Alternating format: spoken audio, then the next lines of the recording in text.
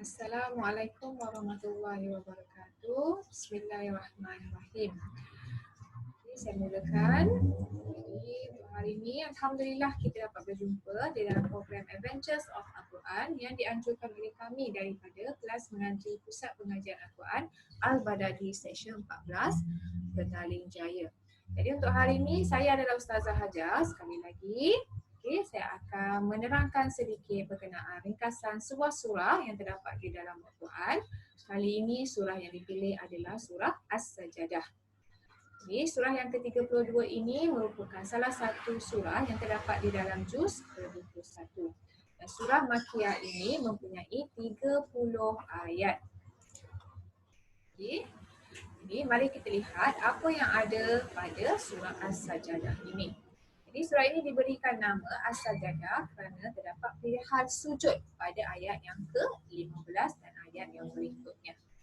Jadi pada permulaan surah ini Allah Subhanahu Wa Taala menerangkan tentang kebenaran Nabi Muhammad SAW dan kebenaran Al-Quran yang telah diwahyukan kepada baginda. Kemudian ditegaskan dasar tauhid dengan mengemukakan sebesar-besar dalil yang membuktikan keesaan Allah Subhanahu Wa Taala dan kekuasaannya, iaitu seluruh alam yang terbentang luas itu telah diciptakan oleh Allah Subhanahu Wa Taala dalam 6 masa. Okay, masa yang diperlukan adalah 6 masa tanpa seorang penolong ataupun pemberi syafaat sekalipun. Kemudian tadi diberitahu bahawa surah As-Sajadah ini berkenaan dengan perihal sujud. Pada ayat yang ke-15 ada diterangkan perihal orang-orang yang beriman dan sifat-sifat mereka yang terpuji, iaitu apa sifat terpuji orang beriman ini adalah apabila mereka mendengar ajaran kitab Allah iaitu Al-Quran, mereka segera menerima dan mengamalkannya. Lalu mereka sujud sebagai tanda patuh dan bersyukur kepada Allah Subhanahu Wa Taala kerana telah mengurniakan mereka dengan nikmat Islam yang tidak ada tolok bandingannya. Jadi mereka sujud, apa yang mereka buat? Okay, apabila kita didengarkan dengan ayat, kita panggil dia adalah ayat sajadah. Okay, ada apa yang perlu kita lakukan? Kita disunatkan untuk sujud selepas ataupun kita disunatkan untuk sujud selepas membaca ataupun mendengarkan ayat sejadah. Ayat sejadah ni ada beberapa di dalam Al-Quran dan ayat yang ke-15 pada surah As-Sajadah ini merupakan ayat sejadah. Jadi apabila kita dengar ataupun kita baca ayat yang ke-15 ini, apa yang perlu kita buat? Kita tunduk, kita sujud. Sujud dan dia ada bacaannya. Salah satu bacaannya adalah kita berzikir sahaja. Bunyinya adalah Subhanallah walhamdulillah wala ilaha illallah wallahu akbar wala haula wala quwata illa billahi aliyil azim. Itu adalah salah satu yang boleh kita baca ketika kita buat sujud sajadah.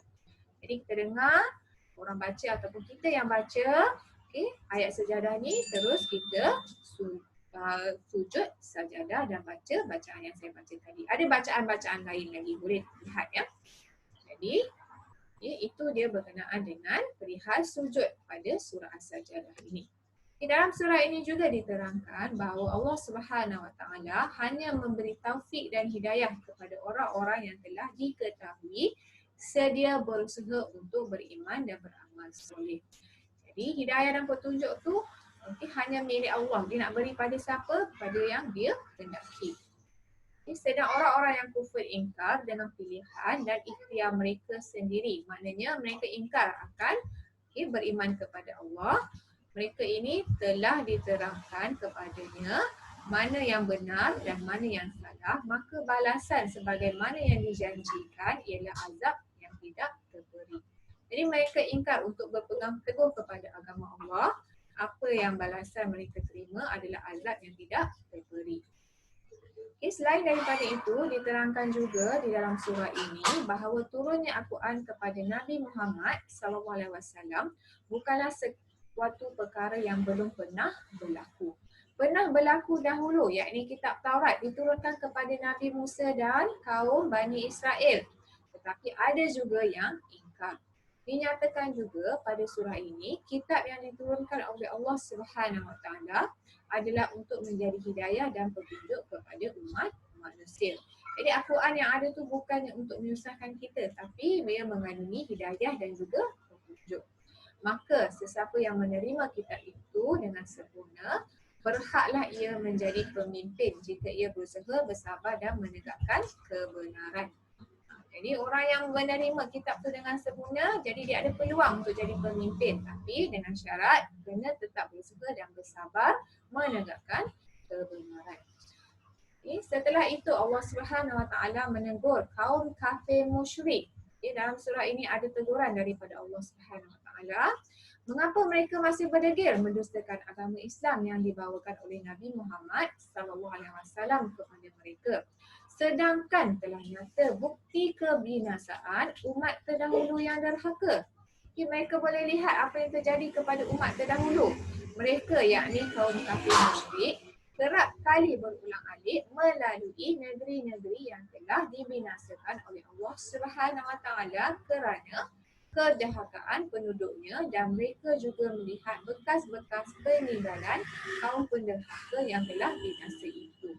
Makna Allah mempersoalkan mengapa mereka dah nampak apa yang telah berlaku pada kaum terdahulu telah binasa sebabkan kedahakaan mereka. Kedahakaan mereka, tapi masih lagi berdegil untuk menerima Islam.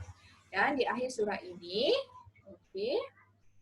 diakhiri dengan semasa orang-orang kafir musyrik bertanya secara mengejek-ngejek kepada Nabi Muhammad SAW, bilakah datang hari kemenangan kamu wahai orang Islam?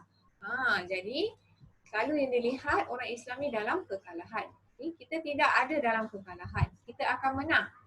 Maka Allah Subhanahu Wa Taala perintahkan Nabi Muhammad SAW menjawab bahawa hari kemenangan itu akan tiba dengan tidak syak lagi. Apa dia hari kemenangan itu?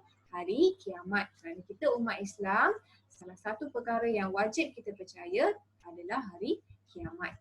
Jadi pada hari itu tidak berguna lagi bagi keimanan orang-orang kafir sekiranya mereka ingin beriman. Jadi kalau ada terjadinya hari kiamat, dah tak guna lagi jika ada orang-orang kafir ini ingin bertaubat ataupun beriman kepada Allah. Kerana di dunia ini mereka telah diberi tempoh, tetapi mereka ingkar. Jadi itu dia berkenaan dengan surah Sajadah, ada berkenaan dengan sujud Sajadah, tanda syukur orang-orang yang beriman, dan juga diterangkan sedikit tentang orang-orang yang ingkar akan perintah Allah. Kita jumpa lagi insya-Allah di lain masa dalam surah yang lain. Assalamualaikum dan terima kasih.